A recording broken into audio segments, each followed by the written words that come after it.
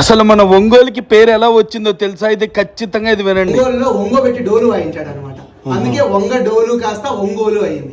ఆమె ఇంతి అంటే స్త్రీ ముక్కు చెవులు కోసిన చోటే పడేసిన చోట ఇంతి మొక్కలా కాస్త ఈత మొక్కలా అయింది.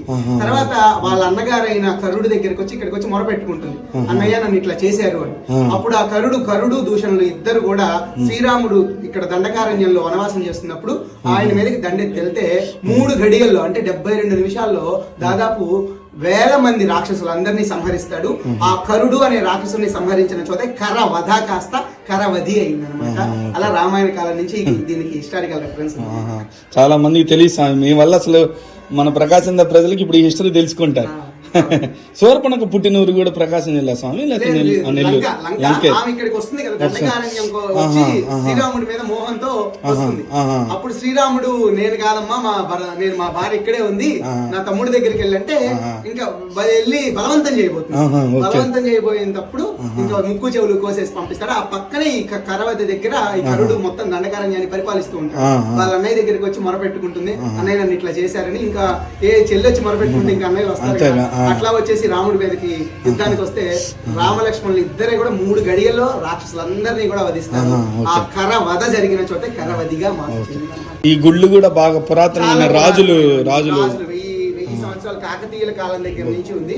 ఇప్పుడు మీరు చెప్తున్నారు కదా 3 గుళ్ళు ఒకటేసారిని, మనకి ఎక్కడా ఉండదండి. ఇక్కడ హరిహర అభేదం ఉంటుంది అనమాట.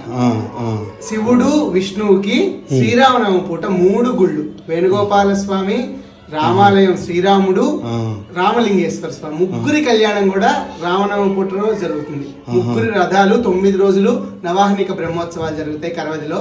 ఈ చుట్టుపక్కల ఎక్కడా లేదు. ఇది 134వ బ్రహ్మోత్సవం అన్నమాట. గుడి అయితే 1000 సంవత్సరాల క్రితం నాటిదే. ప్రతాపరుద్రుడి కాలం నాటి శాసనం కూడా మన రామలింగేశ్వర స్వామి ఆలయంలో దొరికింది. మన ఈ గుడి ఏమో ఈ విగ్రహాలేమో కాశీలో దొరికాయని చెప్తారు. అది నాయన మ్యాటర్. మన ప్రకాశం జిల్లాలో మన ఒంగోలుకి అసలు ఆ పేరు ఎలా వచ్చింది, కరవదికి ఎలా వచ్చింది, ఇలాంటి ఎన్నో హిస్టారికల్ ప్లేస్ గురించి తెలుసుకోవాలనుకుంటే ఖచ్చితంగా మన ఆర్కే ఫుడ్ అండ్ టెక్ ఛానల్ని ఫాలో చేయండి, షేర్ చేయండి, లైక్ చేయండి. మీరు సపోర్ట్ చేస్తారని ఆశిస్తున్నాను. మన కరవది ఇటుకంటే కూడా చాలా ఫేమస్ అండి.